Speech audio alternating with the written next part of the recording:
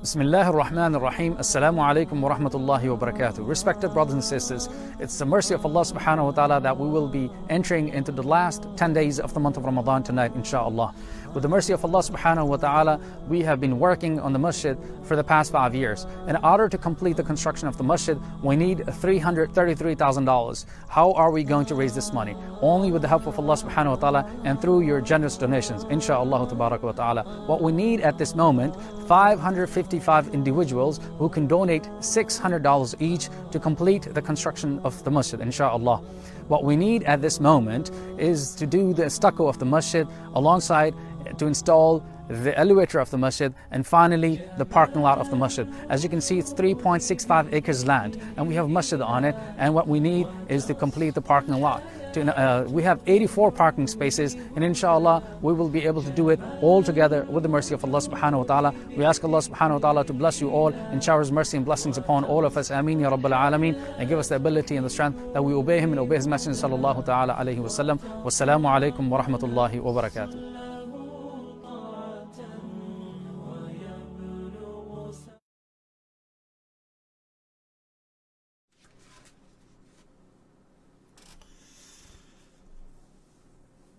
نحمده ونصلي على رسوله الكريم أما بعد أعوذ بالله من الشيطان الرجيم بسم الله الرحمن الرحيم حميم تنزيل الكتاب من الله العزيز الحكيم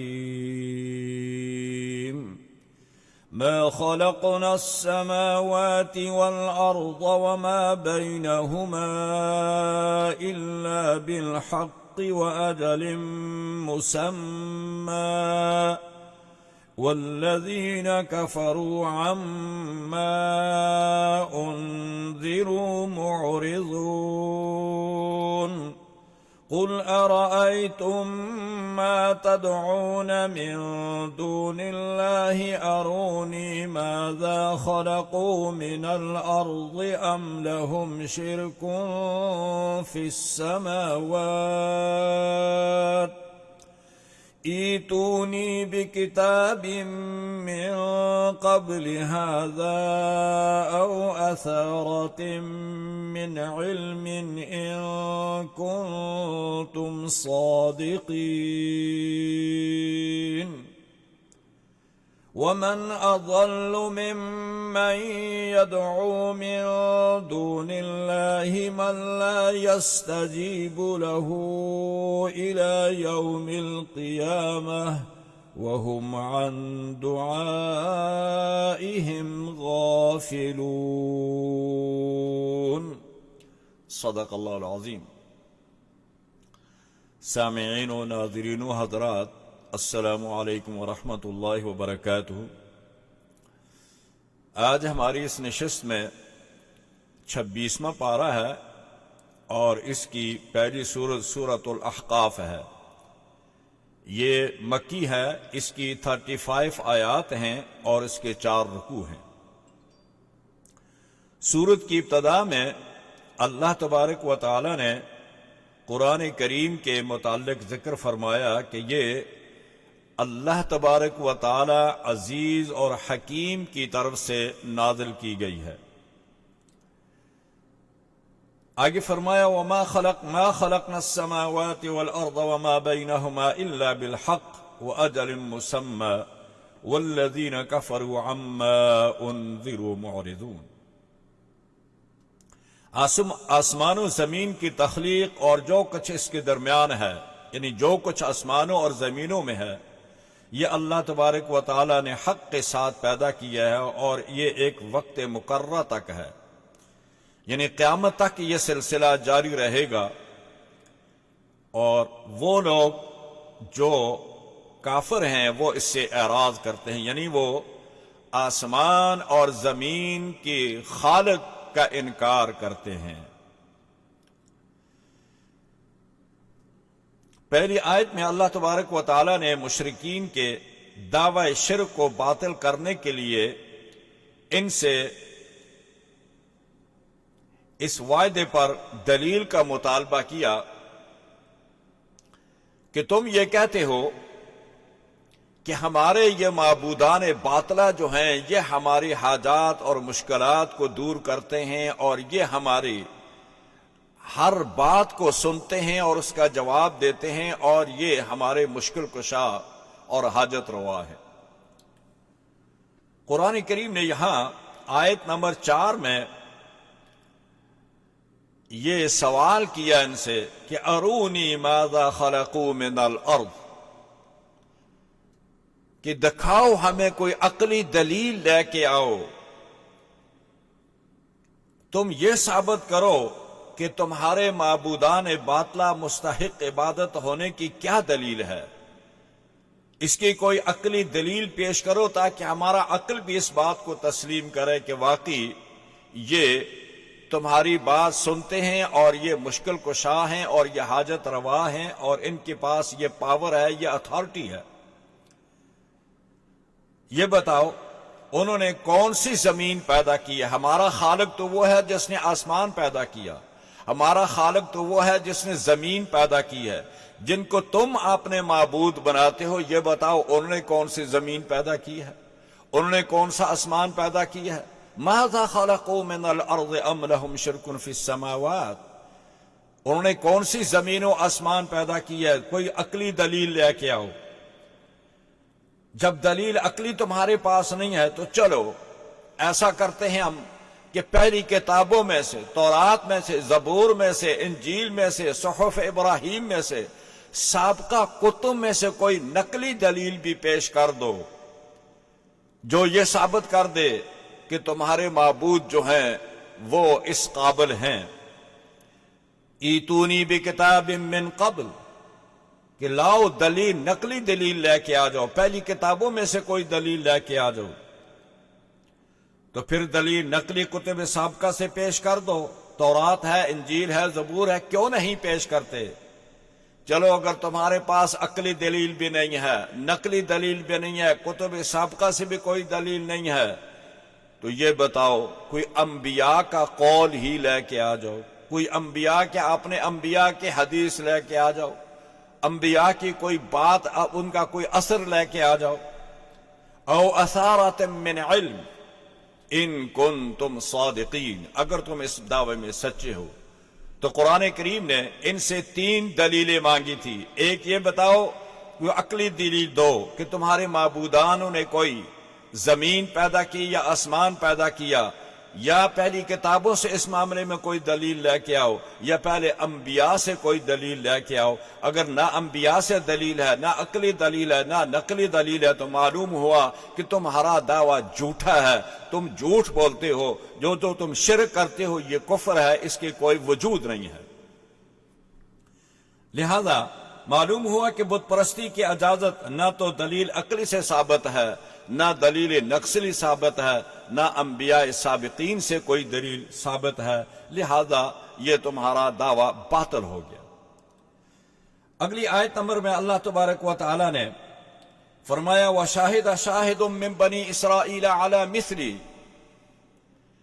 اس سے معلوم ہوا کہ یہ یہود اور نصارہ تو اتنے ناواقف ہیں کہ ان کی اپنی کتابوں کا بھی علم نہیں ہے، حالانکہ ان کے علماء بہت سارے اپنی کتابوں میں تورات اور انجیل میں یہ پڑھ چکے ہیں، اور تورات انجیل میں آخری رسول صلی اللہ علیہ وسلم کا ذکر موجود تھا، قرآن پاک کا ذکر موجود تھا، اور وہ ذکر پڑھ کر وہ تو ایمان بھی لا چکے ہیں۔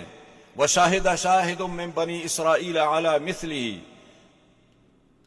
کہ بہت سارے علماء یہود، بہت سارے یہود اور نصارہ بہت سارے، وہ تو ایمان لا چکے ہیں رسول اللہ پر، وہ تو قرآن پر ایمان لا چکے ہیں، اور ان کے پاس نہ کوئی عقلی دلیل ہے، نہ کوئی نقلی دلیل ہے، اور ان کو تو اپنی کتابوں کا بھی پتہ نہیں ہے کہ ہماری کتابوں میں کیا لکھا ہوا ہے۔ لہذا معلوم ہوا کہ یہ ان کا دعویٰ جو ہے یہ باطل ہے اور یہ بالکل اس کو رد کیا جاتا ہے. ان کے پاس نہ کوئی دلیل ہے اور نہ ان کو اپنی کتابوں کے متعلق کوئی علم ہے، جبکہ ان کتابوں میں لکھا ہوا ہے الذین یتبعون الرسول النبی الامی یجدونہ مکتوبا عندہم فی التوراۃ والانجیل.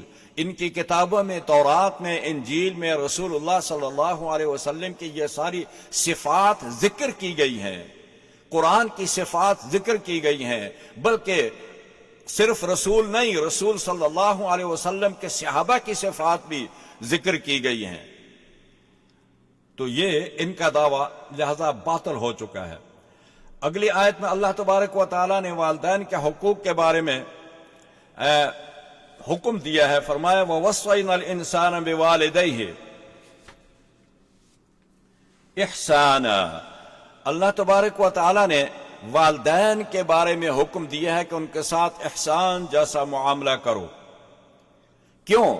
حملته امه کرہا ووضعته کرہا وحمله وفصاله 30 شہرا. کہ ماں جو ہے وہ تکلیف در تکلیف حمل اٹھاتی ہے، تکلیف در تکلیف مشقت کے ساتھ تمہیں وہ دودھ پلاتی ہے، رضاعت کا معاملہ پورا کرتی ہے.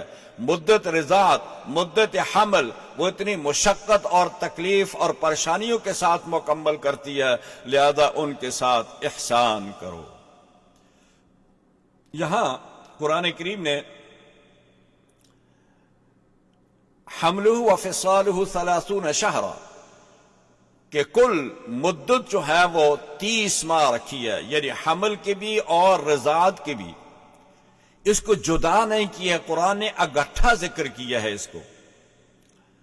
اور اس سے معلوم ہوا کہ اگر بچہ 9 ماہ کا حمل ہے، 9 ماہ کا بچہ پیدا ہوتا ہے تو رضاعت کی مدت جو ہوگی وہ 21 ماہ ہوگی. اور اگر بچہ 7 ماہ کا پیدا ہوتا ہے تو رضاعت کی مدت جو ہوگی وہ 23 ماہ ہوگی. اور اگر بچہ 6 مہینے کا پیدا ہوتا ہے اور ہوتا ہے تو پھر رضاعت کی مدت 24 ماہ ہوگی. تو 6 ماہ رضا اس کے حمل کے ہو جائیں گے اور 24 ماہ یہ ہو جائیں گے، یا 23 ماہ وہ ہوں گے اور اس کے علاوہ دوسرے 7 ماہ وہ ہو جائیں گے، یا 21 ماہ اس کے رضاعت کے ہوں گے اور 9 ماہ اس کے حمل کے ہوں گے. لہذا قرآن کریم نے یہاں مجمل ذکر کیا ہے، یعنی ٹوٹل اس کی مدت جو ہے وہ رضاعت کی وہ کتنی ہے، حمل اور رضاعت کی وہ 30 ماہ ہے. حدیث میں سرکار دو عالم صلی اللہ علیہ وسلم نے ارشاد فرمایا سل امک ثم امک ثم امک ثم اباک ثم ادناک فادناک. آپ صلی اللہ علیہ وسلم نے ارشاد فرمایا، ایک شخص آیا، اس نے کہا کہ یا رسول اللہ ہمارے والدین کا ہم پر کیا حق ہے؟ آپ صلی اللہ علیہ وسلم نے ارشاد فرمایا کہ ماں کے ساتھ اچھا سلوک کرو. اس کے بعد آپ نے فرمایا ماں کے ساتھ 3 دفعہ آپ نے ماں کا ذکر کیا کہ ماں کے ساتھ اچھا سلوک کرو، اس لیے کہ اس کا تم پر بہت بڑا احسان ہے. 4تھی دفعہ آپ نے باپ کا ذکر فرمایا اور اس کے بعد 5ویں دفعہ فرمایا اس کے بعد تم اپنے رشتہ داروں سے، اقربا سے اچھا سلوک کرو. تو اس سے معلوم ہوا کہ ماں کی عزت جو ہے، اس کا وقار، اس کی خدمت جو ہے وہ سب سے زیادہ ہے، اس لیے کہ اس نے تمہاری پیدائش میں اور تمہاری خدمت میں جو اس نے تکلیف اٹھائی ہے وہ سب سے زیادہ ہے. آگے آیت نمبر 12 میں وَمِن قَبْلِهِ كِتَابُ مُوسَىٰ إِمَامًا وَرَحْمَةً قُلْ مَا كُنْتُ بِدْعًا مِّنَ الرُّسُلِ وَمَا أَدْرِي مَا يُفْعَلُ بِي وَلَا بِكُمْ. اب ایک ان کا اور اعتراض، وہ اعتراض یہ تھا، وہ کہتے تھے کہ یہ نیا رسول آیا ہے. قرآن کریم نے جواب دیا، فرمایا یہ نیا رسول نہیں ہے، اس سے پہلے موسیٰ آ چکے ہیں، اس سے پہلے موسیٰ کے پاس کتاب نازل ہو چکی ہے، اس سے پہلے عیسیٰ آ چکے ہیں. وہ خود اس بات کا اقرار کرتے ہیں وَإِذْ قَالَ مُوسَىٰ لِقَوْمِهِ يَا قَوْمِ لِمْ أَتُؤْذُونَنِي وَقَدْ تَعْلَمُونَ أَنِّي رَسُولُ اللَّهِ إِلَيْكُمْ. کہ اے لوگوں مجھے کیوں ایذا پہنچاتے ہو، میں تو اللہ کا رسول ہوں، تمہاری طرف بھیجا گیا ہوں. اور عیسیٰ بھی یہ کہتے ہیں وَإِذْ قَالَ عِيسَى ابْنُ مَرْيَمَ بَنِي إِسْرَائِيلَ إِنِّي رَسُولُ اللَّهِ إِلَيْكُمْ مصدقا لما بین یدی من التوراۃ ومبشرا برسول یأتی من بعد اسمہ احمد۔ عیسیٰ علیہ الاعلان کہہ رہے ہیں کہ میں اللہ کا رسول ہوں، تمہاری طرف بھیجا گیا ہوں، اور میں پہلی کتابوں کی تصدیق کرتا ہوں اور ایک نئے نبی کی خوشخبری دیتا ہوں، اس کی کتاب کی اور اس نبی کی۔ لہٰذا یہ تم کیسے کہتے ہو کہ یہ نیا رسول ہے؟ محمد صلی اللہ علیہ وسلم ایک نیا رسول آیا، مجھ سے پہلے کیا رسول نہیں آئے ہیں؟ خود ان کا اقرار ہے، خود ان کا یہ اعلان ہے، لہذا یہ کوئی نئی بات نہیں ہے۔ آیت نمبر 21 میں اللہ تبارک و تعالی نے قوم عاد، سمود، صالح کا ذکر کر دیا۔ پیچھے تمام صورتوں میں سورہ اعراف میں گزرا، سورہ شعراء میں گزرا، تمام انبیاء کا ذکر پہلی صورتوں میں گزر چکا ہے۔ آگے آیت نمبر 15 میں ربی اوزعنی ان اشکر نعمتک التی انعمت علی وعلی والدی، یعنی اے میرے پالنے والے مجھے توفیق عطا کر کہ میں تیری اس نعمت کا شکر ادا کروں جو تو نے مجھ پر مبذول فرمائی۔ آپ نے میرے والدین پر جو مہربانی اور نعمت مبذول فرمائی اور جو میرے والدین پر مبذول ہوئی، اور مجھے توفیق دی کہ وہ عمل کروں جس سے تو راضی ہو جائے۔ اور اے اللہ میرے لیے میری اولاد کو بھی اصلاح فرما دے، اے اللہ میری اولاد کو بھی اصلاح کر دے، ان کو بھی نیک بنا دے۔ اور اے میرے رب میں تیری طرف رجوع ہوتا ہوں اور میں تیری تابع فرمان مسلمان ہوں، اے اللہ مجھے اس کی توفیق عطا فرما۔ صدیق اکبر رضی اللہ تعالیٰ عنہ نے جب رسول اکرم صلی اللہ علیہ وسلم کے ساتھ پہلے سفر تجارت پر گئے تو آپ کی عمر 18 سال تھی اور سرکار دو عالم صلی اللہ علیہ وسلم کی عمر 20 سال کی تھی۔ اس کے بعد آپ حضور کے ساتھ رہنے لگے یہاں تک کہ آپ صلی اللہ علیہ وسلم کی عمر 40 سال کی ہو گئی۔ عمر میں آپ نبوت کا اعلان 40 سال کی عمر میں آپ اعلان نبوت فرماتے ہیں، اور اس وقت ابو بکر کی عمر 38 سال کی تھی۔ اللہ تعالیٰ نے یہ دعا قبول فرمائی، حضرت ابو بکر صدیق کی یہ دعا قبول فرمائی۔ انہوں نے یہ دعا مانگی کہ رب اوزعنی ان اشکر نعمتک التی انعمت علی وعلی والدی وان اعمل صالحا ترضاہ واصلح لی فی ذریتی۔ آپ خود بھی مشرف با اسلام ہوئے، والدین بھی اور اولاد بھی۔ صحابہ کرام میں حضرت صدیق رضی اللہ تعالی عنہ یہ پہلے ہیں صحابی ہیں کہ جن کے جو خود بھی مسلمان ہوئے، ان کے والدین بھی مسلمان ہوئے اور ان کی اولاد بھی مسلمان۔ حضرت عثمان غنی رضی اللہ تعالیٰ عنہ سے روایت ہے کہ رسول اللہ صلی اللہ علیہ وسلم نے ارشاد فرمایا کہ جب آدمی 40 سال کی عمر میں پہنچ جاتا ہے تو اللہ اس کا حساب آسان فرما دیتے ہیں، اور جب 60 سال کی عمر میں پہنچ جاتا ہے تو اسے اپنی طرف رجوع اور انابت کی توفیق عطا فرما دیتے ہیں، اور جب 70 سال کی عمر کو پہنچ جائے تو تمام آسمان والے اس سے محبت کرنے لگتے ہیں، اور جب 80 سال کی عمر میں پہنچ جائے تو اللہ تعالیٰ اس کے حسنات کو قائم فرما دیتے ہیں اور سیئات کو مٹا دیتے ہیں، اور جب 90 سال کی عمر کو پہنچ جائے تو اللہ تعالیٰ سب اگلے پچھلے گناہ معاف فرما دیتے ہیں اور اس کو اپنے اہل بیت کے متعلق شفاعت کرنے کا حق دے دیتے ہیں، اور آسمان میں اس کے نام کے ساتھ لکھ دیا جاتا ہے کہ اسیر اللہ فی الارض، کہ یہ اصل میں تو ہے جنتی لیکن ابھی زمین کے اندر ایک قیدی ہے، یعنی جب تک اس کا روح قبض نہیں ہوگا یہ زمین کے اندر ایک قیدی کی حیثیت سے گزارتا ہے، لیکن اللہ تعالیٰ نے اس کو جنت والوں میں لکھ دیا ہے۔ لیکن اس کے لیے ایمان شرط ہے کہ وہ مسلمان ہو، ایمان والا ہو۔ اگلی آیات 39 میں اللہ تبارک و تعالیٰ نے وَإِذْ صَرَفْنَا إِلَيْكَ نَفَرًا مِّنَ الْجِنِّ يَسْتَمِعُونَ الْقُرْآنَ، اللہ تبارک و تعالیٰ نے کفار مشرکین مکہ کو یہ عار دلائی کہ دیکھو تم انسان ہو کر اللہ کے پیغمبر کو نہیں مانتے، اللہ کے پیغمبر پر ایمان نہیں لاتے، اس کے قرآن کو نہیں مانتے، اس پر ایمان نہیں لاتے، وہ دیکھو جن جو تم سے عقل شعور میں تم سے کم ہیں، لیکن انہوں نے قرآن سنا، ان کے دل بھی نرم ہو گئے، ان کے دل بھی پسیج گئے، وہ بھی ایمان لانے پر مجبور ہو گئے۔ لیکن تم ہو کہ پیغمبر کتنے سالوں سے تمہیں دعوت دیتا ہے لیکن تم ضدی اڑے ہوئے ہو کہ نہیں ماننا نہیں ماننا، نہ کہ رٹ لگائے جا رہے ہو۔ وَإِذْ صَرَفْنَا إِلَيْكَ نَفَرًا مِّنَ الْجِنِّ يَسْتَمِعُونَ الْقُرْآنَ۔ اہل مکہ کو عار دلانے کے لیے اللہ تعالیٰ نے جنوں کے ایمان کا یہاں ذکر کیا۔ جنات تکبر و غرور میں تم سے بھی زیادہ تھے، مگر قرآن سن کر ان کے دل موم ہو گئے اور وہ مسلمان ہو گئے۔ تمہیں تو جنات سے زیادہ عقل و شعور تھا مگر ایمان نہ لائے۔ حدیث میں واقع جنات کا قرآن سننے کا، بیست رسول اللہ صلی اللہ علیہ وسلم کے وقت جب جنات کو آسمان کی خبر سننے سے روک دیا گیا، اس سے پہلے جنات جاتے تھے آسمانوں سے خبریں سن کر لاتے تھے اور زمین میں پھیلاتے تھے۔ اب جنات کی میٹنگ ہوئی کہ کیا کوئی ایسا واقعہ پیش آ گیا ہے کہ ہم جہاں بھی جاتے ہیں اوپر سے شہاب ثاقب مار کر ہمیں روک دیا جاتا ہے، آسمان کی طرف جانے نہیں دیا جاتا۔ یہ زمین کے اندر ان کے گروہ پھیل گئے کہ اس بات کا پتہ لگایا جائے، اس بات کا سراغ لگایا جائے کہ کیا وجہ ہے کہ ہمیں اوپر جانے سے روک دیا گیا۔ لہذا جنات کا ایک گروہ حجاز کی طرف بھی پہنچا۔ اس دن آپ صلی اللہ علیہ وسلم اپنے صحابہ کے ساتھ مقام بطن نخلہ میں آپ تشریف فرما تھے اور سوق عکاظ کی طرف جانے کا قصد تھا آپ کا۔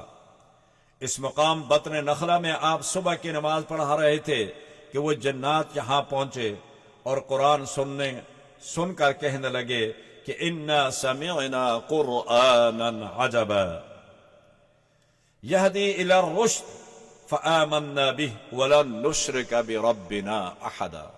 یہ جنوں کی جماعت نے رسول اکرم صلی اللہ علیہ وسلم کا قرآن سنا اور یہ ایمان لے آئے اور واپس اپنی جماعت کے بعد جا کر کہنے لگے کہ ہاں ہمیں معلوم ہو گیا کہ ہمیں کیوں اوپر سے روکا جاتا ہے، اس لیے کہ ایک پیغمبر آئے ہیں اور ان پر اللہ کا قرآن نازل ہو گیا ہے، اب تمہارا اوپر جانا ممکن نہیں ہے، لہذا ہم ایمان لے آئے اس پیغمبر پر، ہم نے یہ قرآن سنا ہے، لہذا ہم آپ کو بھی دعوت دیتے ہیں کہ آپ بھی ایمان لے آئیں۔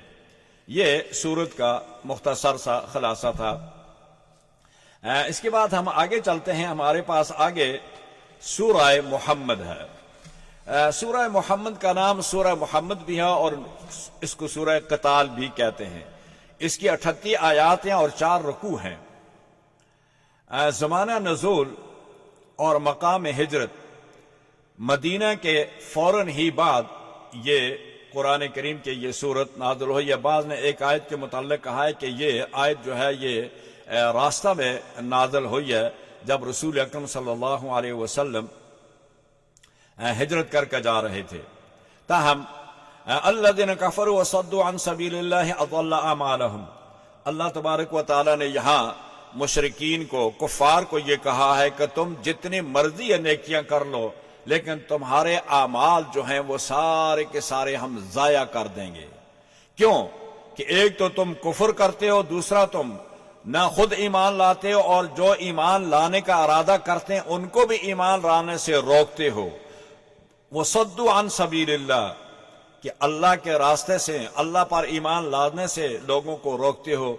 اضل اعمالہم، ہم تمہارے اعمال کو ضائع کر دیں گے۔ اور اس کے مقابلے والذین آمنوا وعملوا الصالحات وآمنوا بما نزل علی محمد وهو الحق من ربهم، وہ جو ایمان لائے اور اچھے عمل کیے اور ایمان لائے اس کتاب پر جو اللہ کے رسول پر نازل ہوئی ہے، وہ اپنے رب کی طرف سے حق پر ہیں اور سچ پر ہیں۔ کفر عنہم سیئاتہم واصلح بالہم، اللہ ان سب کے گناہوں کو معاف فرما دیں گے اور ان کے جتنے کام بھی ہیں ان کو سنوار دیں گے۔ آیت کا مضمون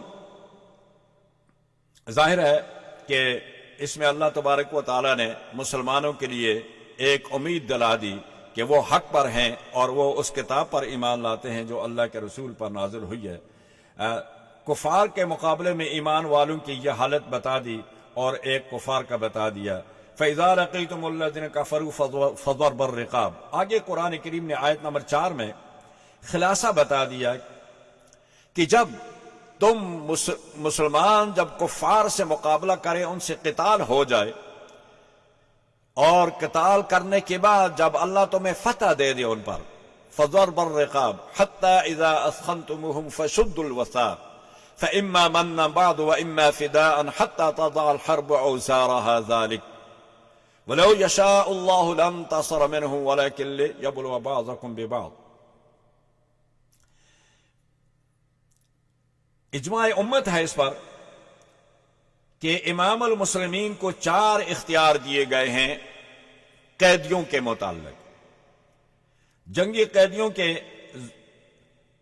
ضرب الرقاب، یعنی جب تم ان کا قتل کر چکو، ان سے اللہ تعالیٰ تمہیں فتح دے دے، اور اس کے بعد اللہ تبارک و تعالی جب تمہیں کامیاب اور کامران فرمائے تو پھر کیا کرنا ہے؟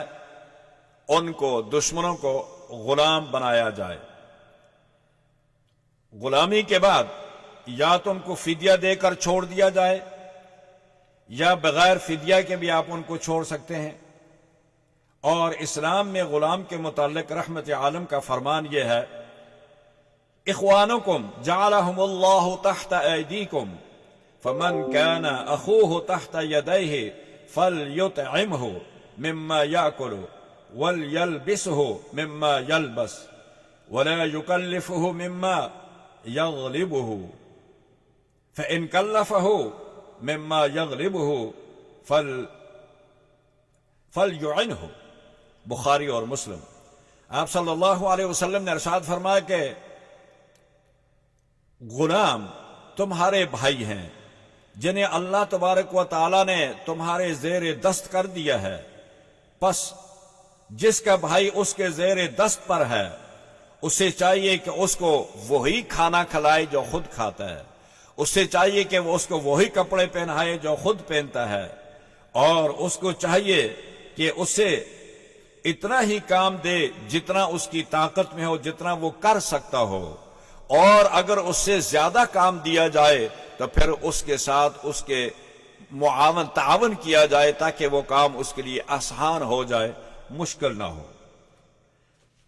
دوسری بات، آپ صلی اللہ علیہ وسلم نے ارشاد فرمایا کہ پڑھے لکھے غلاموں کو مسلمین کی خدمت سونپی گئی ہے، یہاں تک کہ عبد الملک بن مروان کے زمانے میں اسلامی سلطنت کے تقریباً تمام بڑے صوبوں میں علم و فضل کے مرجع اعلیٰ سب کے سب غلاموں میں سے تھے۔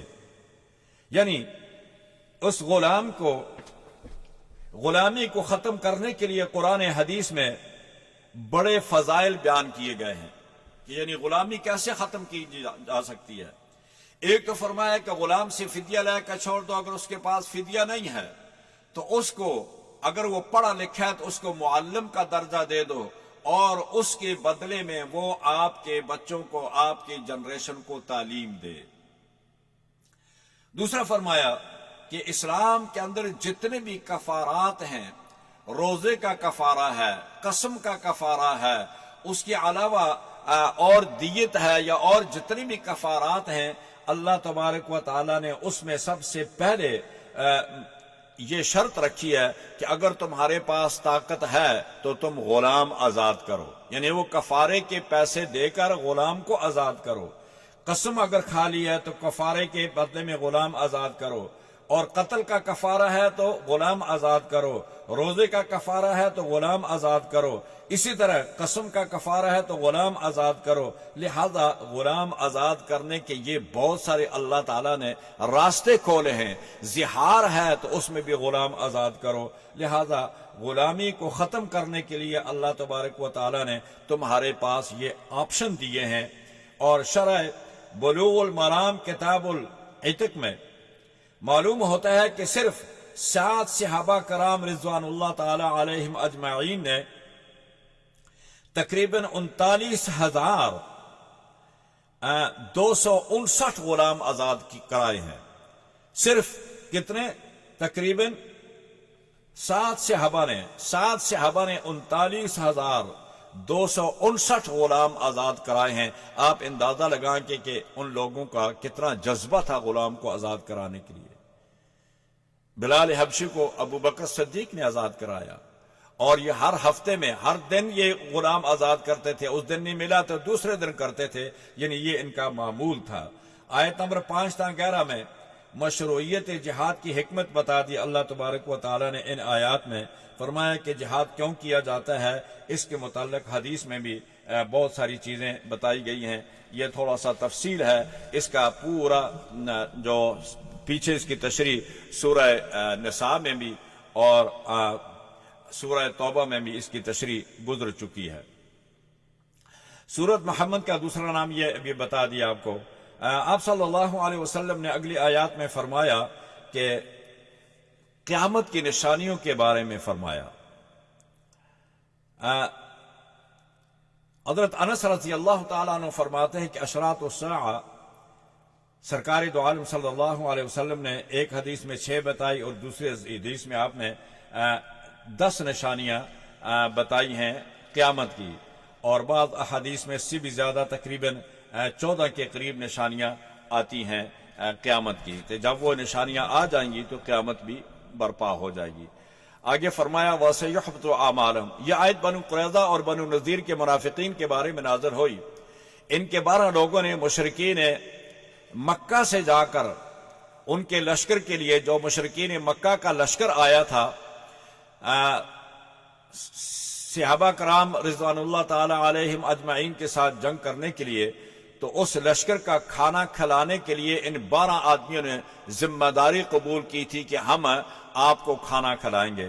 تو اللہ تبارک و تعالیٰ نے کہا کہ وَسَيُحْبِطُ أَعْمَالَهُمْ، ہم نے ان کا اس عمل کو ضائع کر دیا، چونکہ مشرکین کو ان کا کھانا کھلانا ان کی مدد کرنے کے مترادف تھا، لہذا اللہ تبارک و تعالیٰ نے اس کی یہاں تردید فرمائی۔ آخر صورت میں اللہ تعالیٰ نے فرمایا ہا انتم ہؤلاء تدعون لتنفقوا فی سبیل اللہ، کہ تم ہی لوگ ہو، یعنی تم کو ہی تمہارے اموال کا کچھ اللہ تبارک و تعالیٰ نے حصہ خرچ کرنے کے لیے کہا ہے، اور تمہیں چاہیے کہ اللہ کے راستے میں مال خرچ کرو، اس میں بخل نہ کرو۔ اگر بخل کرو گے تو یہ تمہارے اپنے خلاف ہوگا، کسی اور کے خلاف نہیں ہوگا، لہذا اللہ کے راستے میں مال خرچ کرو۔ تو لہذا سورت کا خلاصہ اس میں جہاد کی ترغیب، مال خرچ کرنے کی ترغیب، اور جنگی جو قیدی ہوتے ہیں ان کے ساتھ کیا سلوک کیا جاتا ہے اس کے متعلق، اور یہ سارے معاملات اللہ نے اس سورت میں ذکر کیے تھے۔ آگے ہمارے پاس سورہ فتح ہے۔ سورۃ الفتح یہ بھی مدنی ہے، اور اس کی تقریباً 29 آیات ہیں اور 4 رکوع ہیں۔ جمہور صحابہ تابعین ائمہ مفسرین کے نزدیک سورہ فتح 6 ہجری میں صلح حدیبیہ سے مدینہ واپسی پر قرا کے مکان پر یہ نازل ہوئی۔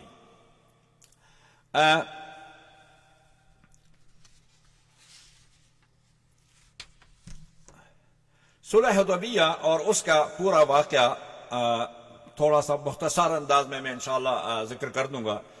6 ہجری کو حضور صلی اللہ علیہ وسلم مدینہ منورہ میں تھے۔ آپ کو خواب آتا ہے، اور خواب میں آپ دیکھتے ہیں کہ آپ حج اور عمرہ کر رہے ہیں، اور آپ کے اپنے سر کے بال کٹوا رہے ہیں اور طواف کر رہے ہیں۔ آپ صلی اللہ علیہ وسلم نے صبح یہ خواب آپ نے صحابہ کے سامنے بیان کر دیا۔ تمام صحابہ کرام رضوان اللہ علیہم اجمعین تیار ہو گئے، چونکہ 6 سال ہو گئے تھے مکہ چھوڑے ہوئے، اور اپنا وطن ان کو یاد آتا تھا، اپنا گھر یاد آتا تھا، رشتہ دار تھے وہاں وہ یاد آتے تھے۔ تو انہوں نے جب یہ خواب سنا تو فوراً انہوں نے تیاری کرنی شروع کر دی۔ سرکار دو عالم صلی اللہ علیہ وسلم نے ارشاد فرمایا کہ مجھے یہ نہیں کہا گیا کہ میں نے آج ہی جانا ہے، میں نے خواب دیکھا ہے شاید ہم اللہ کے گھر کا طواف کریں گے اور اس کی زیارت کریں گے، لیکن صحابہ کا اشتیاق بڑھ گیا اور وہ تیار ہونا شروع ہو گئے، تو آپ صلی اللہ علیہ وسلم نے بھی ان کے ساتھ تیاری فرما دی۔ تقریباً 14,000 صحابہ کرام رضوان اللہ علیہم اجمعین کا یہ قافلہ تھا، اور آپ مدینہ منورہ سے اپنی قربانیاں لی اور آپ وہاں سے چل پڑے۔ جب آپ حدیبیہ میں پہنچے، یہ جہاں آج کل شمیسی لکھا ہوا ہے، اور وہاں ایک ناکہ لگا ہوا ہے، پولیس کی چوکی ہے، جہاں حجاج سے پاسپورٹ لے لیے جاتے ہیں، معلمین وہاں سے لے کے اپنے پاس رکھ لیتے ہیں اور وہاں ان کی گنتی کر کے اپنے مکتب میں ان کو لے جاتے ہیں۔ یہ پوائنٹ تھا، یہ ہے حدیبیہ کا مقام۔ یہاں جب رسول اللہ صلی اللہ علیہ وسلم پہنچے اور کفار مکہ جو تھے، مشرکین مکہ کو جب یہ اطلاع ملی تو انہوں نے آپ کا راستہ روک لیا۔ انہوں نے کہا کہ آپ مکہ میں داخل نہیں ہو سکتے ہیں۔ آپ صلی اللہ علیہ وسلم نے کافی اس معاملے میں کافی دن، تقریب 19-20 دن اس معاملے بات چلتی رہی آپس میں۔ ان کا قافلہ آتا رہا، ادھر سے قافلے آتے رہے۔ آخرکار سرکار دو عالم صلی اللہ علیہ وسلم نے اپنے پہلا سفیر اسلام، سفیر رسول عثمان ابن عفان رضی اللہ تعالی عنہ کو قریش مکہ کے پاس بھیجا کہ جاؤ ان سے بات کرو کہ ہم صرف عمرہ کرنے آئے ہیں، ہم جنگ کرنے نہیں آئے۔ پہلے رسول اللہ صلی اللہ علیہ وسلم نے عمر بن الخطاب رضی اللہ تعالی عنہ کو کہا کہ آپ جائیں، تو عمر فاروق نے کہا کہ یا رسول اللہ صلی اللہ علیہ وسلم، جیسا کہ آپ جانتے ہیں مکہ میں سب میرے دشمن ہیں اور عثمان غنی کا وہاں بڑا قبیلہ ہے اور ممکن ہے وہ عثمان کی بات سنیں اور میری شاید نہ سنیں وہ، لہذا میری رائے یہ ہے کہ اگر عثمان بھیجا جائے تو وہ زیادہ مناسب ہوگا۔ تو آپ صلی اللہ علیہ وسلم نے حضرت عثمان کو سفیر اسلام، سفیر رسول بنا کر بھیجا کہ جاؤ قریش سے بات کرو۔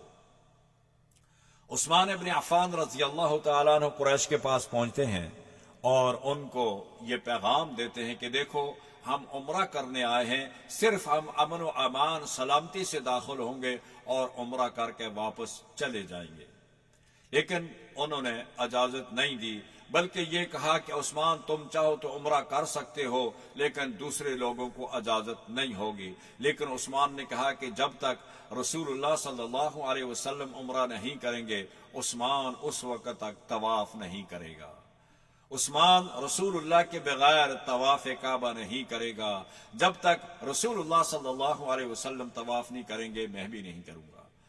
لیکن پھر یہ خبر بھی مشہور ہوئی کہ عثمان کو مشرکین مکہ نے شہید کر ڈالا ہے۔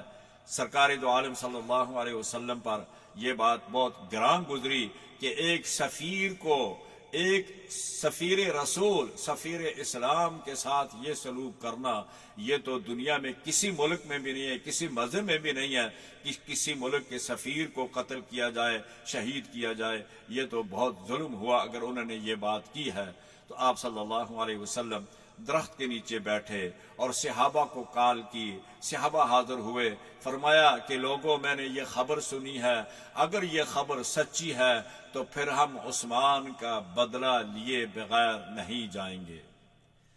آپ صلی اللہ علیہ وسلم نے صحابہ سے بیعت لی اور سب صحابہ جب بیعت کر کے ختم ہو چکے تو آپ صلی اللہ علیہ وسلم نے اپنا بایاں ہاتھ اوپر اٹھایا اور دائیں ہاتھ پر یوں رکھا، فرمایا کہ لوگوں گواہ ہو جاؤ کہ عثمان ہمارے اندر اس وقت موجود نہیں ہے اور میں عثمان کی جگہ اپنے ہاتھ پر، یہ بایاں ہاتھ عثمان کا ہاتھ ہے اور اس کو میں اپنے دائیں ہاتھ پر عثمان کی طرف سے بیعت کر رہا ہوں تاکہ اس بیعت کی فضیلت میں، اس کے شرف میں عثمان بھی ہمارے ساتھ شریک ہو جائیں۔ تو آپ صلی اللہ علیہ وسلم نے اپنا ہاتھ عثمان کا ہاتھ قرار دے کر، قائم مقام عثمان کا ہاتھ قائم مقام دے کر آپ نے اپنے ہاتھ پر بیعت کی۔ تو اللہ تبارک و تعالیٰ کو یہ بیعت اتنی پسند آئی، اللہ نے اعلان کر دیا لقد رضی اللہ عن المؤمنین اذ یبایعونک تحت الشجرہ فعلم ما فی قلوبہم فانزل اللہ علیہم سکینہ۔ اللہ تبارک و تعالیٰ ان لوگوں سے راضی ہو گیا، اور حدیث میں سرکار دو عالم صلی اللہ علیہ وسلم نے ارشاد فرمایا کہ اذا راضی ربہ لم یسخط ابدا، جب اللہ تعالیٰ جس سے راضی ہو جاتے ہیں پھر کبھی بھی اس سے ناراض نہیں ہوتے ہیں۔ تو رسول اللہ صلی اللہ علیہ وسلم نے مشرکین مکہ سے شرائط طے کر کے آپ نے عمرہ عمرے کا احرام کھولا، قربانیاں ذبح کر کے، اور آپ نے واپسی کا ارادہ کیا۔ جب آپ مقام قرا پہنچے تو یہ سورہ فتح نازل ہوئی، آپ صلی اللہ علیہ وسلم نے یہ پڑھ کر سنائی تو حضرت عمر فاروق کہنے لگے کہ کیا یا رسول اللہ یہ فتح ہے ہماری؟ کفار نے ہمیں جانے نہیں دیا اور ہم واپس آ گئے۔ یہ لمبا واقعہ ہے، یہ چونکہ وقت نہیں ہے میں اس کو بیان کرتا، تو آپ صلی اللہ علیہ وسلم نے فرمایا کہ یہ فتح مبین ہے۔ اور پھر جب 8 ہجری کو مکہ فتح ہوا، رسول اللہ صلی اللہ علیہ وسلم نے طواف کیا اور آپ نے عمر فاروق کو فرمایا کہ فاروق، عمر، کیا یہ فتح نہیں ہے؟ آپ فرمایا کہ یا رسول اللہ یقیناً یہ فتح مبین ہے۔ تو یہ گویا کہ یہ بیت رضوان جو تھی یہ اس کی تمہید تھی جو آگے فتح مکہ ہونے والا تھا۔ آپ کی حکمت عملی سے اللہ تبارک و تعالی نے آپ صلی اللہ علیہ وسلم جب مکہ میں داخل ہوئے تو جو آپ صلی اللہ علیہ وسلم نے اعلان فرما دیا کہ جو اپنے گھر میں بیٹھ جائے باہر نہ نکلے وہ بھی امن میں ہے، جو مسجد میں بیت اللہ میں داخل ہو جائے وہ بھی امن میں ہے، اور من دخل دار ابی سفیان فہو آمن، جو دار سفیان کے گھر میں داخل ہو گیا وہ بھی مامون ہے۔ اس طرح سب کے سب امن اور آمین کے ساتھ آپ صلی اللہ علیہ وسلم کے حملہ سے بچ گئے، اور سب بغیر جنگ کے اللہ تعالیٰ نے مکہ کو فتح کرا دیا، اور آپ حرم میں داخل ہوئے، کعبہ میں داخل ہوئے، تمام بتوں جو تھے ان کو توڑا، ان کو نکال کر باہر پھینکا، ان کو توڑ دیا، اور حضرت بلال کو حکم دیا کہ بلال کعبہ کی چھت پر چڑھ کر اذان دے دو۔ اور اس وقت آپ صلی اللہ علیہ وسلم نے عثمان بن طلحہ سے چابی لی، اور چابی لے کے حرم کھولا، اور آپ صلی اللہ علیہ وسلم نے عثمان کو بلا کر پھر چابی اس کے ہاتھ میں دی، اور تھوڑا سا وہ چلے واپس حضور نے پھر آواز دی اور کہا کہ عثمان بن طلحہ بتاؤ، میں نے تم سے ایک وقت چابی مانگی تھی تو آپ نے مجھے چابی نہیں دی، اور اس دن میں نے یہ کہا تھا کہ ایک وقت آئے گا یہ چابی میرے ہاتھ میں ہوگی اور میں جس کو چاہوں اس کو دوں۔ آج میں تمہیں یہ چابی واپس دیتا ہوں اور یہ تمہارے ہی خاندان میں رہے گی۔ یہ تھا اس صورت کا خلاصہ، اور آگے آپ صلی اللہ علیہ وسلم نے ارشاد فرمایا کہ انتم خیر اہل الارض۔ حدیبیہ کے بارے میں آپ صلی اللہ علیہ وسلم نے ارشاد فرمایا کہ اے لوگو، زمین کے اندر سب سے بہترین لوگ تم ہو جو میرے ساتھ حدیبیہ میں تھے۔ لا يدخل النار احد ممن بايع تحت الشجرہ، فرمایا کہ جن لوگوں نے میرے ہاتھ پر درخت کے نیچے بیعت کی ہے ان میں سے کوئی ایک بھی نار میں نہیں جائے گا، جہنم میں نہیں جائے گا، تم سارے جنتی ہو۔ مظہری نے اس کو روایت کیا اس حدیث کو۔ آخر صورت میں صحابہ کی شان بیان کی گئی ہے۔ فرمایا پہلا وصف کفار، اشداء علی الکفار رحماء بینہم تراہم رکعا سجدا یبتغون فضلا من اللہ ورضوانا۔ یہ تمام آیت کے اندر صحابہ کرام کا فرمایا نماز ان کا ایک ایسا محبوب وظیفہ ہے، اور وہ آپس میں شیر و شکر ہیں، اور دشمن کے مقابلے میں وہ نہایت ہی سخت ہیں، اور آپ ان کو دیکھیں گے رکوع اور سجود میں مشغول رہتے ہیں، اور ان کے ماتھے پر، ان کے پیشانیوں پر سجدہ کے نشانات ہیں، اور یہ پہچانے جاتے ہیں کہ یہ رب والے ہیں۔ یہی شان ان کی تورات میں بھی بیان کی گئی ہے، یہی مثال ان کی انجیل میں بھی ہے۔ ذالک مثلہم فی التوراۃ ومثلہم فی الانجیل۔ یہاں سورت احقاف، سورت فتح ختم ہوتی ہے۔ اگلی سورت کی طرف ہم چلتے ہیں، سورہ حجرات ہے۔ وقت ہمارے پاس بہت کم ہے، ابھی 2 صورتیں ہیں۔ سورہ حجرات یہ بھی مدینہ میں نازل ہوئی، اس کی 18 آیات ہیں اور اس کے 2 رکوع ہیں۔ سورہ حجرات میں اللہ تبارک و تعالی نے اس میں کچھ آداب جو ہیں وہ رسول اللہ صلی اللہ علیہ وسلم کے لیے ہیں، اور کچھ آداب جو ہیں وہ مومنین کے لیے ہیں۔ تو اس میں اصلاح نفس کے احکام اور آداب۔ ابتدائی آیات کا شان نزول، ان آیات کے نزول کے متعلق روایات حدیث میں امام قرطبی نے 6 واقعات منقول کیے ہیں، لیکن ان میں سے قاضی ابو بکر عربی نے فرمایا کہ سب واقعات صحیح ہیں، کیونکہ سب واقعات کا مفہوم آیات کے مطابق ہے۔ آیت کریمہ میں سب سے پہلی بات فرمائی رسول اللہ صلی اللہ علیہ وسلم کے جو آداب ہیں کہ یا ایھا الذین آمنوا لا تقدموا بین یدی اللہ ورسولہ، یا ایھا الذین آمنوا لا ترفعوا اصواتکم، کہ اے لوگو پیغمبر خدا صلی اللہ علیہ وسلم سے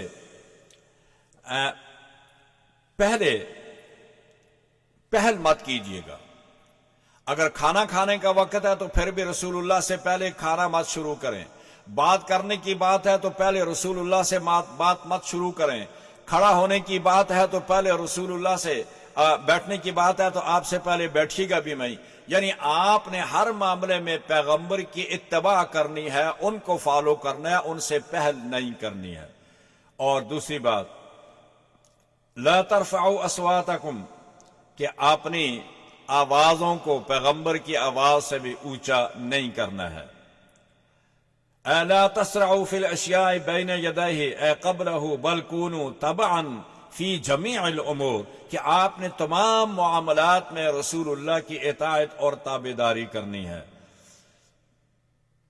اسی طرح آیت کے ابو بکر نے عرض کیا کہ یا رسول اللہ صلی اللہ علیہ وسلم آوازیں ذرا اونچی ہو گئی تو آپ صلی اللہ علیہ وسلم سے کہا کہ یا رسول اللہ ہم اپنی آواز کو کبھی بھی اونچا نہیں کریں گے۔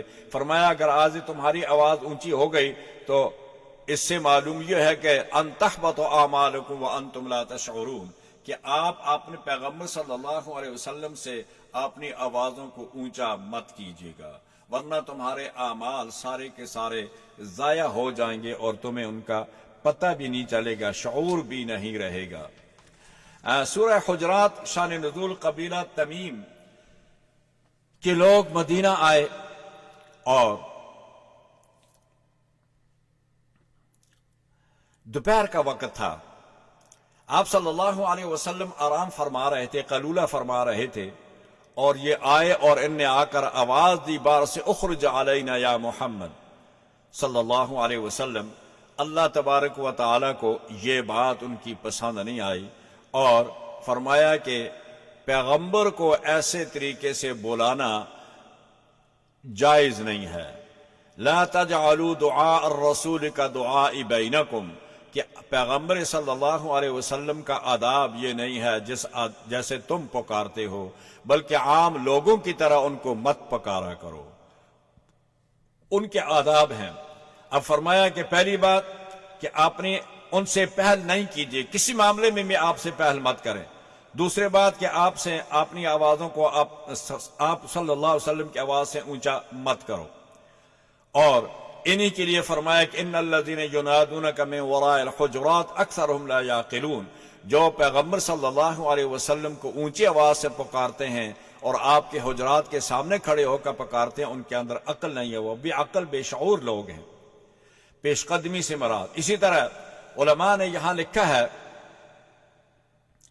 کہ آپ جب رسول اللہ صلی اللہ علیہ وسلم کے روضہ پر جائیں تو وہاں بھی اپنی آواز کو آپ نے اونچے نہیں کرنا ہے، اور آپ کی موجودگی میں بھی، آپ کے بعد بھی، آپ کے روضے پر بھی، اور جب آپ حدیث پڑھیں تو اس میں بھی ادب اور احترام کا پہلو رکھا کریں، نمایاں رہنا چاہیے۔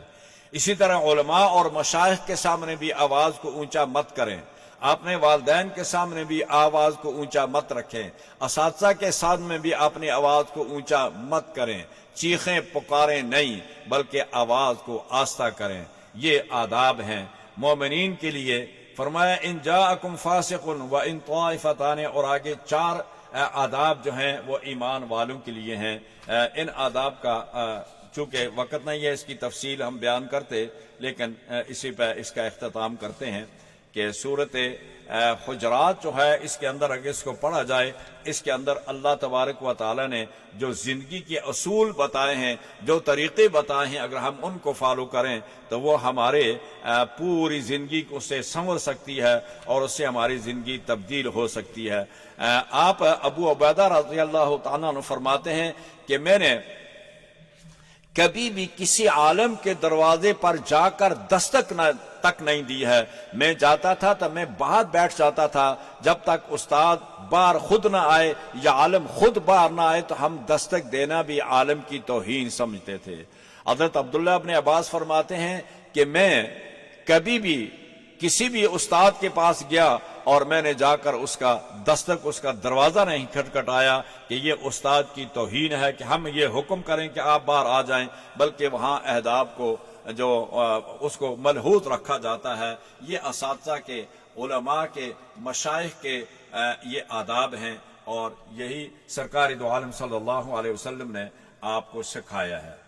آگے ہم آتے ہیں، سورہ قاف ہے ہمارے پاس. سورہ قاف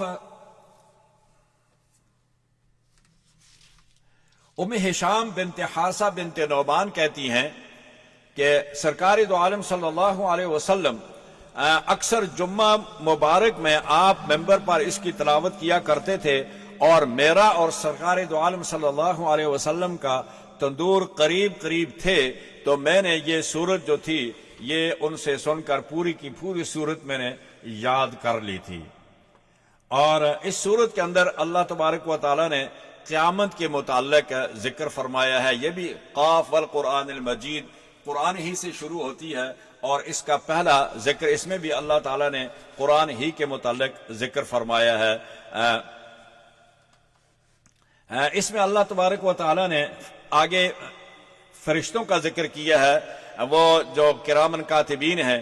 اذ یتلقی المتلقیان عن الیمین وعن الشمال قعید، فرمایا کہ وہ فرشتے جو تمہارے اعمال نامہ لکھتے ہیں، اور یہ جب تمہیں ملیں گے، ان کو سائق بھی کہا ہے، شہید بھی کہا ہے، ان کو عتید بھی کہا ہے، رقیب بھی کہا ہے. فرمایا کہ یہ وہ فرشتے کرامن کاتبین جو تمہارے اعمال لکھتے ہیں. اور اللہ تعالیٰ نے وہاں یہ بھی اعلان کر دیا کہ نحن اقرب الیہ من حبل الورید، کہ میں تو تمہاری شاہ رگ سے بھی زیادہ قریب ہوں تمہارے.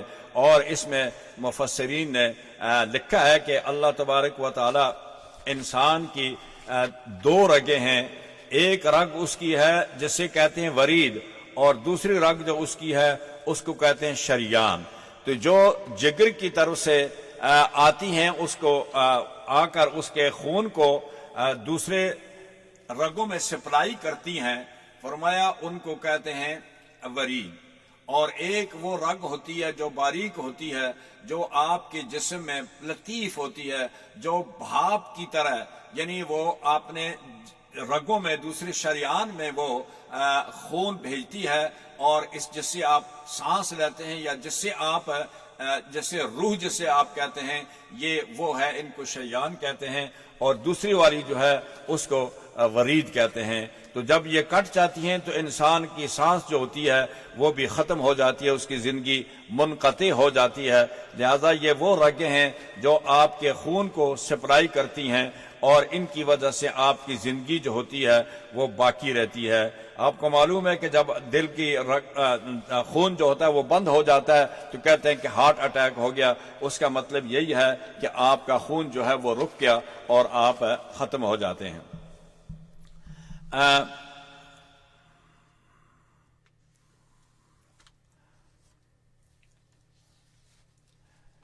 دونوں فرشتے قیامت کے دن ان کو ایک آپ کے اعمال لے کے آئے گا، اور ایک جو ہوگا وہ ہانکنے والا ہوگا. اس کو کہتے ہیں سائق کہتے ہیں، جو فرشتہ معاشر کے میدان میں پہنچائے گا. اور شہید وہ ہے کہ جو آپ کے اعمال کے ساتھ لے کر گواہی دے گا کہ یہ اس کا اعمال نامہ ہے، میں لے کے آیا ہوں. لہذا وہ اعمال نامہ پیش کر دیا جائے گا، اس کے بعد آپ کا حساب و کتاب لیا جائے گا. آگے اللہ تعالیٰ نے جہنم کے متعلق ذکر فرمایا، یوم نقول لجہنم هل امتلأت وتقول هل من مزید. اور آیت کے آخر میں اللہ تبارک و تعالیٰ نے فرمایا وَيَوْمَ يُنَادِ الْمُنَادِ مِن مَكَانٍ قَرِيبٍ يَوْمَ يَسْمَعُونَ الصَّيْحَةَ بِالْحَقِّ ذَلِكَ يَوْمُ الْخُرُوجِ. اسرافیل بیت المقدس کے صخرہ پہاڑ کے اوپر کھڑے ہو کر جب پکاریں گے تو جو لوگ زمینوں کے اندر ہوں گے وہ سارے کے سارے وَيَوْمَ يُنَادِ الْمُنَادِ مِن مَكَانٍ قَرِيبٍ يَوْمَ يَخْرُجُونَ الصَّيْحَةَ یخرجون سراعا، یہ سارے کے سارے لوگ جلدی اٹھ کر دوڑیں گے، اور ذالک حشر علینا یسیر، اللہ فرمائیں گے کہ یہ ہمارا جمع کرنا میرے لیے آپ کا بڑا آسان ہے۔ تو سورہ قاف میں زیادہ تر قیامت اور اس کے احوال کا ذکر کیا گیا۔ اللہ تعالیٰ مجھے اور آپ سب کو اس پر عمل کی توفیق عطا فرمائے۔ وصلی اللہ علی النبی وعلی آلہ واصحابہ وآل بیتہ وازواجہ وذریاتہ اجمعین۔ اللهم إنك عفو تحب العفو فاعف عنا يا أرحم الراحمين. اللهم لا مانع لما أعطيت ولا معطي لما منعت ولا ينفع ذا الجد منك الجد. اللهم ربنا فاغفر لنا ذنوبنا وكفر عنا سيئاتنا وتوفنا مع الأبرار. اللهم صل وسلم على عبدك ورسولك محمد النبي البشير والسراج المنير، وصلى الله على النبي وعلى آله وأصحابه وسلم تسليما كثيرا كثيرا برحمتك يا رب.